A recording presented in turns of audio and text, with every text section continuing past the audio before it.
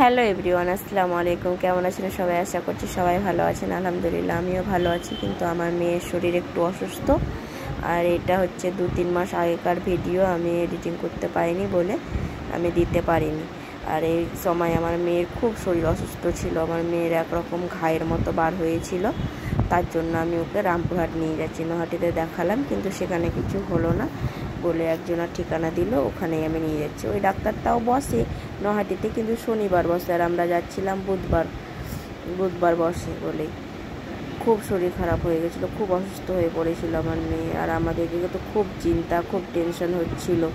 আপনার মেয়েদেরকেও গরমে একটু সাবধানে রাখবেন, একটু পরিষ্কার পরিচ্ছন্ন রাখবেন। এই নয় যে আমি পরিষ্কার পরিচ্ছন্ন রাখিনি, যেটা হওয়া সেটা তো হবেই, কিন্তু তবুও একটু সাবধানতা বজায় রাখতে হয়, একটু সাবধান হতে হয়। ওদের টাওয়াল, ওদের সাবান সব আলাদা নিয়ে রাখবেন, এবং কোথাও গেলে পারলে সেগুলোকেও নিয়ে যাবেন। এটা হচ্ছে রামপুরহাট, নহাটি থেকে রামপুরহাট যাওয়ার রাস্তা, এটা তিছাটি। আর তার আগে পার হলাম পালোয়ান বাবা, তারপরে আমি দিল্লি পাবলিক পার হয়ে গেলাম। তারপরে দেখেন বোটানিক্যাল রেস্টুরেন্ট পার হচ্ছে, এটা আমার খুব ফেভারিট রেস্টুরেন্ট। আর ফাইনালি আমরা চলে এলাম এখানে, দিয়ে অপেক্ষা করছি। নাম লেখা হয়ে গেছে, এবার অপেক্ষা করছি সবাই বসে। ডাক্তার আসবে আপনার এতে ট্রেনে, এখনও আসেনি বলে আমরা অপেক্ষা করছি দেখেন বসে বসে। আর আমরা একটু তাড়াতাড়ি চলে এসেছিলাম, যেহেতু আমাদের প্রচণ্ড মন খারাপ ছিল, প্রচণ্ড শরীর খারাপ। আমার মেয়ের দেখে আমার মন খারাপ ছিল আমাদের। আর এখানে একটু ভিডিও করে নিলাম, যেহেতু আপনাদেরকে মেসেজটা যাতে দিতে পারি বলেই। আমার মেয়ের তো এত শরীর অসুস্থ, দুজনকে আলাদা করে রাখতে বলেছিল, কিন্তু দুজনের ছোট তো, ওরা আলাদা হয় না।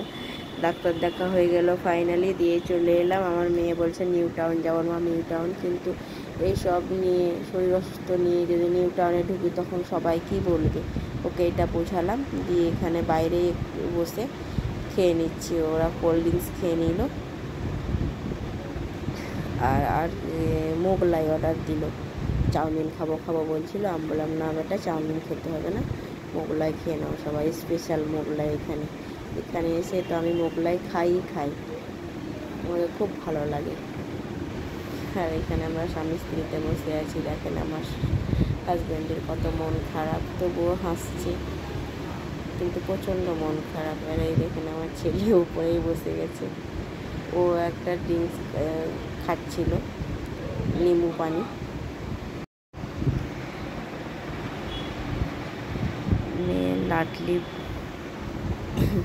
মেয়ের লাডলি পাপা, তো তার জন্য মেয়ের ওই শরীর খারাপের জন্য ওর বেশি মন খারাপ। আর এইদিকে বলছে মা চলো চলো চলো করে খুব ব্যস্ত লাগিয়ে দিয়েছিল, তার জন্য আমরা বাইরেই দেখাচ্ছিলাম। এই দেখেন ভেতরে ঢুকবো না, যেহেতু তখন অনেকজন অনেক কথা বলবে। দেখ মেয়ের শরীর খারাপ, তবুও চলে এসছে।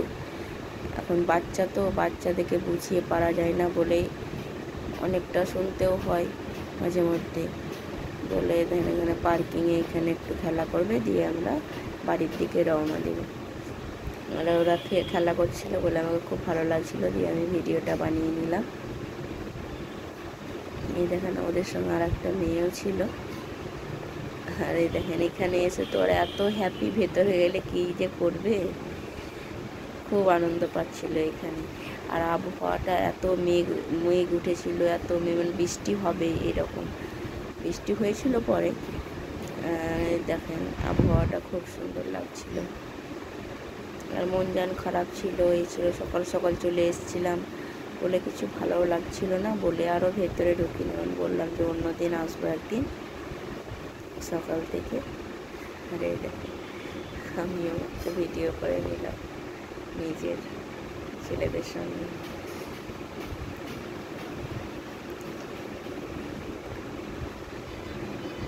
কে নিউ টাউন এসছেন আমাকে জানাবেন কমেন্টে। আর এই দেখেন এত বৃষ্টি শুরু হয়ে গেল, দ্বিতীয় সারিতে এসে এক জায়গাতে আমাদেরকে বসতে হলো, প্রচণ্ড বৃষ্টি শুরু হয়ে গেল। আর আমাদের সঙ্গে আর একজনেরাও ছিল রাজগ্রামের ওই দিককার। এই দেখেন বৃষ্টি দেখেন কত, মানে যাওয়া যাবে না। লাস্ট মুহূর্তে তো এখানেও বসা যাচ্ছিল না, সে দাঁড়িয়েছিলাম মিডিল পজিশনে, চারিদিক টাকা কাঁপিয়ে আসছিল।